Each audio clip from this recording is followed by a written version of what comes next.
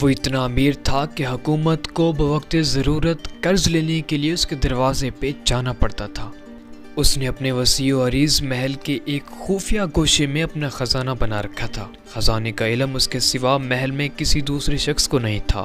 ایک دن وہ اپنے خزانے میں داخل ہوا، خزانے کی چابی باہر بھول گیا۔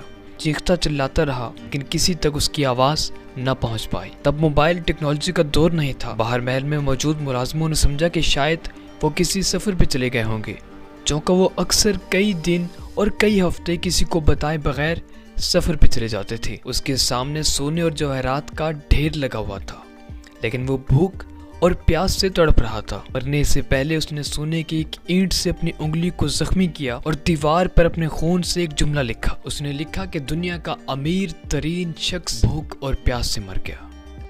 تصور کریں اس دن کا کہ جس دن کے متعلق رب تعالیٰ نے فرمایا کہ جس دن نہ مال نفع دے گا نہ اولاد کام آئے گی، ہاں مگر جو اللہ کے پاس قلب سلیم لے کر حاضر ہوگا۔